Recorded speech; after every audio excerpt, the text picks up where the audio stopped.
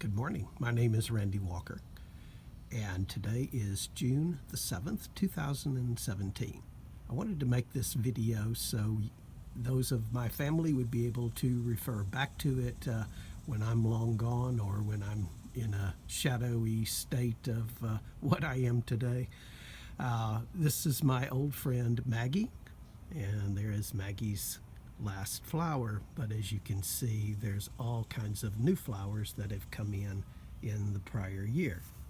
So I wanted to do this walk through the garden, and here's the yard, which is very green right now. We just had 4 inches of rain 2 days ago.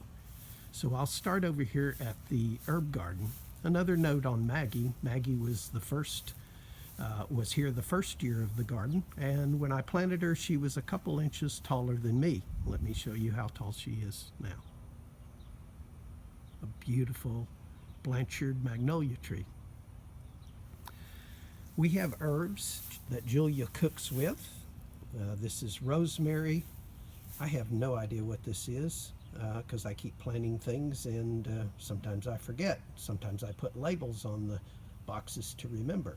Basil that was actually carried over from the prior year, some broadleaf parsley, cilantro, lemon thyme, black-eyed pea seedlings to be planted in the garden, some more basil, and some petunias. And there is the garden swing. All of the kids, all the grandkids have played on the garden swing. Emma and I used to sit out here and look for pirates, and you'll see now in the garden we have an owl, but we used to have a ball that would change colors, so we would sit out as it was turning dark and we would watch the ball change colors and search for pirates. We of course always vanquished the pirates. This little part right here from where you can see the Cubs flag, which by the way they won the World Series for the first time in a century. This area from the flag to a little past where the owl is was the first garden. That's as big as it was. It was mostly flowers. Later we added a few okra plants that did very well. They grew over the top of the fence. They were about 7 feet tall. This area of the garden has always been the flower area, and right now it is overrun with basil.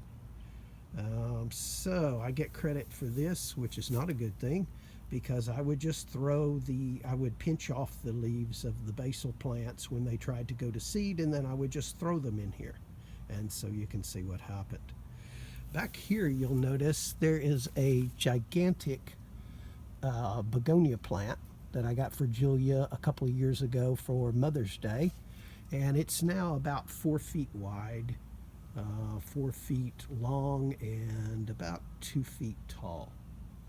Also from the prior year, we had some dahlias regenerate, beautiful flowers.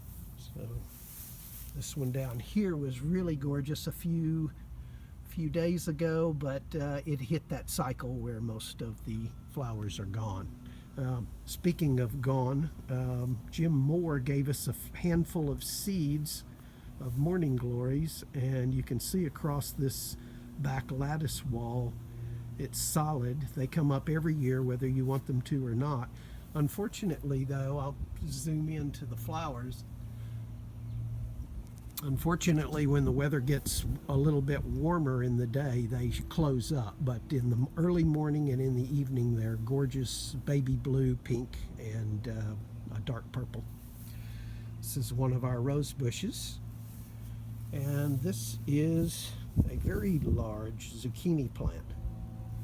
Behind it is a Roma tomato plant. In fact, you can see one of the zucchini down in here. We have Swiss chard, some lima beans, and behind it black-eyed peas and one okra plant. Marigolds are in here to keep insects away. And the pepper plant right here that looks like it's kind of frazzled looked like that when I transplanted it. That was a year-old pepper plant. I kept it over the winter, put it back out, and the leaves have never really looked good since, but it's producing peppers like crazy. More black-eyed pea plants, green beans, kale, another squash plant, and a, can't remember, zucchini or squash plant in a container. Unfortunately, containers and the ground get different results. Some things grow well in containers, but most things you're only going to get a fraction of what you would if you had planted it in the ground. Across the back wall here we have climbing green beans. Julia doesn't like those, but she cooks a lot of stuff even if she doesn't like it, and she likes the bush type green beans. Does a great job of cooking up new recipes of all the different things from the garden. One thing we don't have to cook though is blackberry plants. So you'll see the blackberry plants are pretty much about done for the year. There's still some on here. I got probably about half a quart this morning when I picked them. Across here you can see this is a squash plant, and you can see the yellow squash behind there, hopefully. Oh, here's another plant in between it there. There we go. Yellow squash plant there. And this one was in the container. In fact, the same size container of the one I showed you where it had not done well. As soon as I put it in the ground, it responded really well. And you can see it has a nice size zucchini already growing. We had different color bell peppers this year. This one is an orange bell pepper. You pull around, you can see that the pepper is starting to turn orange. The next one is a yellow bell pepper, and here's one that I just picked. This is just a regular green bell pepper. And this was another Roma tomato plant. I planted everything very early this year, actually near the end of February, which was about 30 days early, hoping that I wouldn't get an early frost, or a late frost, excuse me. And we didn't. So I got a big jump on the weather. When the heat sets in, then most things quit producing fruit. The plant may live, but it doesn't produce fruit anymore. So I got a big jump on it, and also a jump on the bugs. This is my favorite rose bush. It's a peppermint colored rose bush. It has beautiful flowers.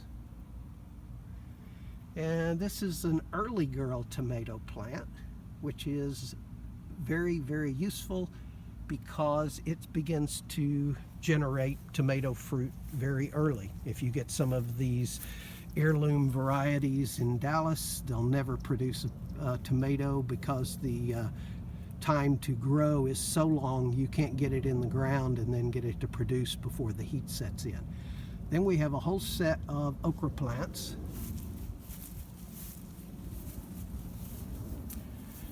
And one of the things that I always loved was chili rellenos. So this is a poblano pepper. We have 2 poblano plants. That's one. Another okra plant. And this is a giant jalapeno plant. Let's see if I have a large one in there. Well, that one's pretty good size back there. Another okra, and a second poblano plant. Now over on this side, we're going across the back of the fence. We have more black-eyed peas, and in fact some of them are already starting to produce. So you can see the pods. They're not ready to pick yet, but they will be shortly.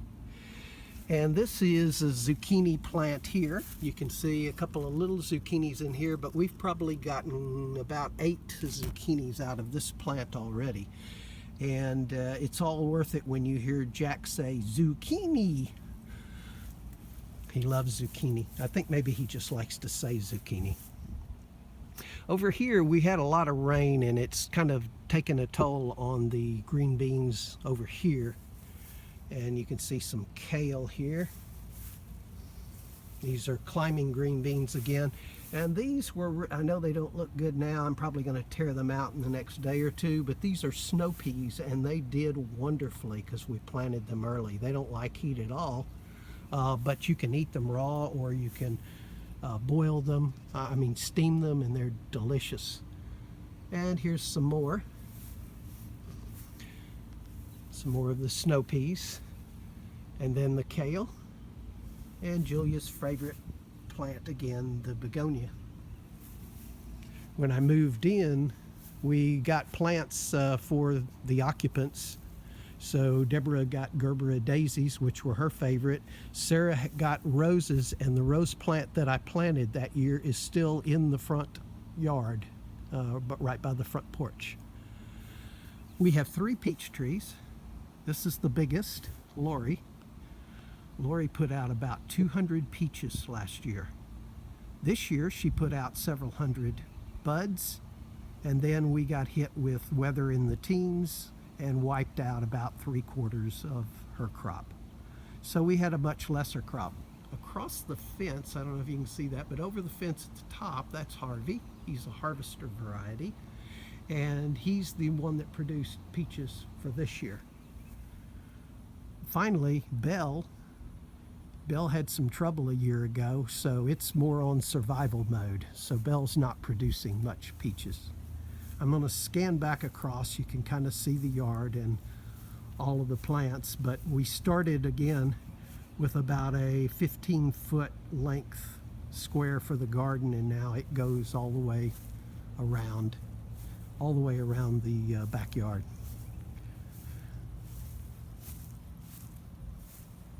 So we have a lot of fun when the grandkids come over, especially Jack and Caitlin. They love to pick things, even if they're not ready to be picked. And sometimes you just let them pick it, and